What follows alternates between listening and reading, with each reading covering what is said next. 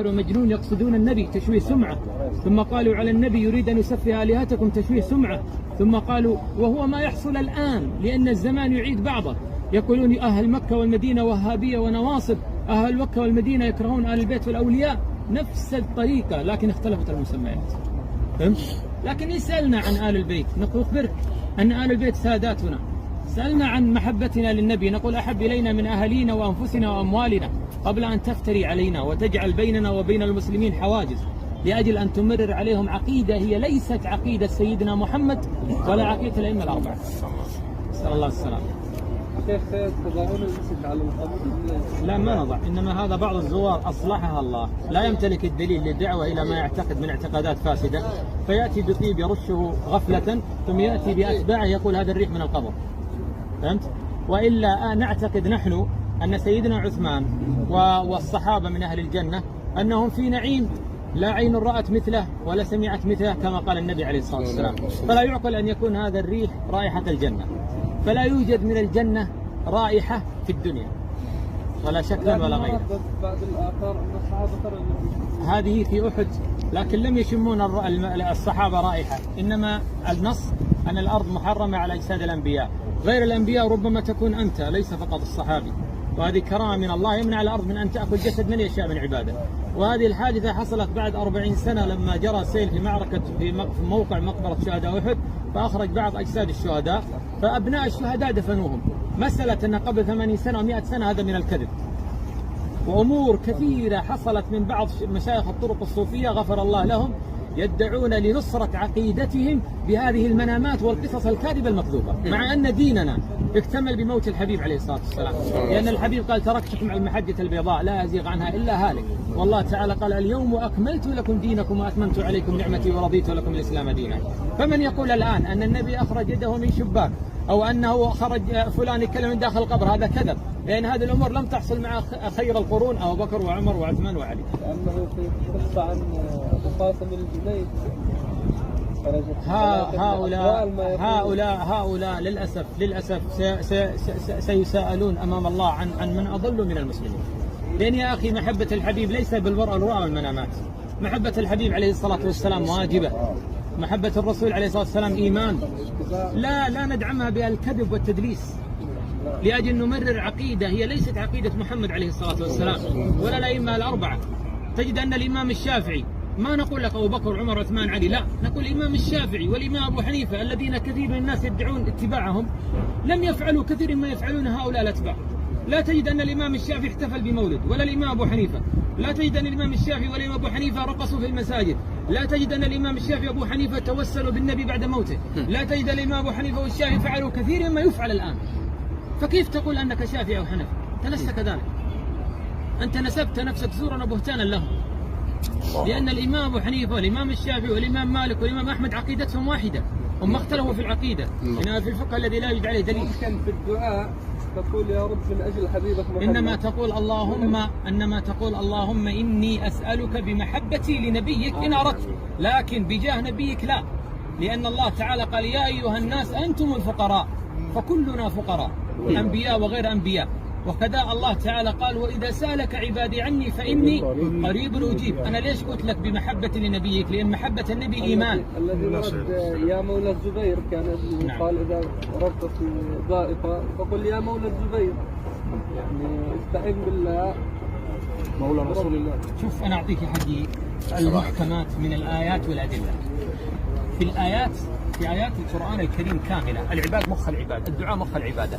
تجد أن الله في جميع الأدعية قال وقال ربكم ادعوني أستجب، وإذا سألك عبادي عني فإني قريب أما نجيب المضطر إذا دعاه، وإذا سألك آيات كثيرة وجهنا الله إليه مباشرة. نرجع إلى الأحاديث الصحيحة تجد أن النبي عليه الصلاة والسلام قال لابن عباس وهو راكب على الحمار وابن عباس خلفه، ظهر ابن عباس ظهر سيد المرسلين بصدر ابن عباس، لا يوجد قرب أشد من هذا القرب.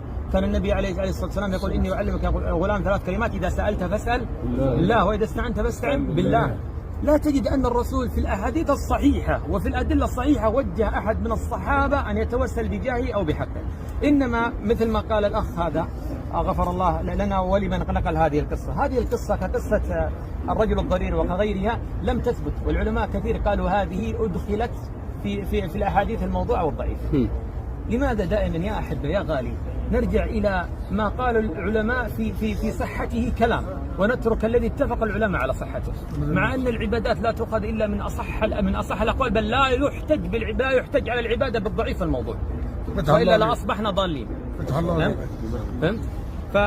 فالقول هذا لا يصل إلى الشرك اللي قال الأخ قول المولى، هذا من المخالفات في الدعاء، لكن لكن الشرك الذي جعل لله ندا هو الذي يقول المدد يا رسول الله.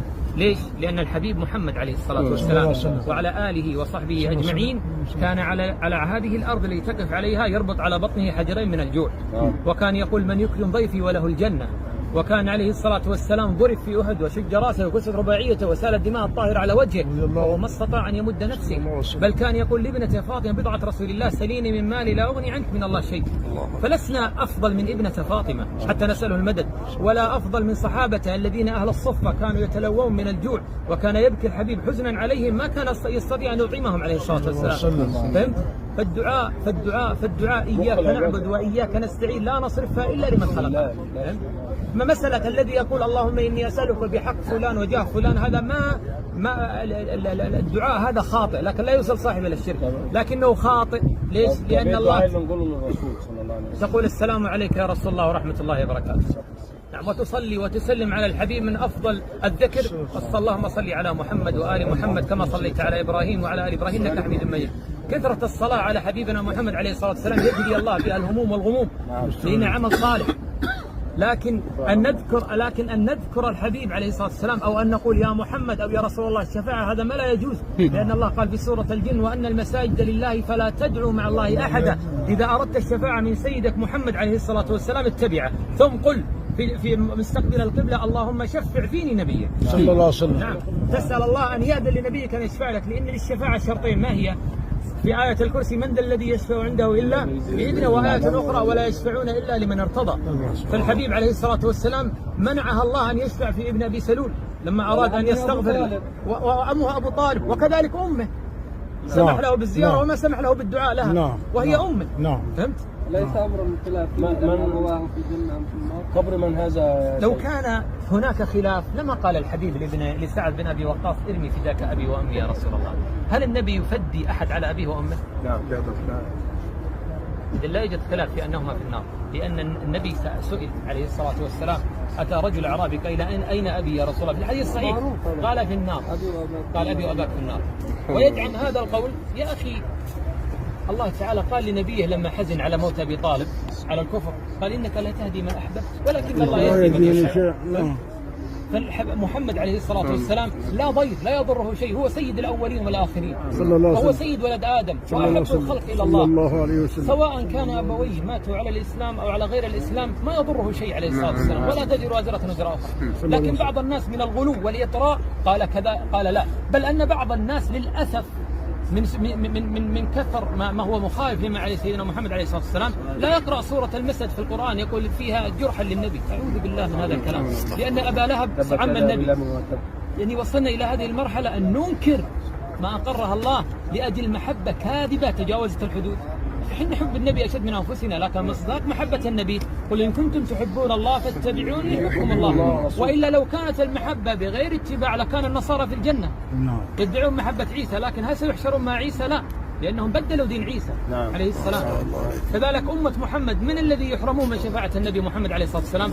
هم الذين خالفوا سنة وهديه ولو أنهم قالوا أننا نحبه. فهمت؟ إنما الصادق في محبة سيدنا رسول الله عليه الصلاة والسلام هو من يتبع سيدنا رسول الله. يجي ذلك النبي قال أحاديث كثيرة، قال من رغب عن سنتي فليس مني، وقال من عمل عملا ليس عليه أمرنا فهو رد. أنا ما أريدك تسأل الشيخ هذا سعودي سوداني مصري يمني، لا، أبغاك تقرأ قوله تعالى فاسألوا. ما قال الله العمام واللحى لأن في من يضل الناس، قال أهل الذكر. والله تكفل بحفظ ايش؟ بحفظ الذكر لا بحفظ الرجال. فالذكر هو المحفوظ، فأيما عالم يقول لك قال الله قال رسوله هو الذي تأخذ منه الدين، وأما عالم يقول قال الشيخ في المنام قال الشيخ كذا تتركه هو شيخه.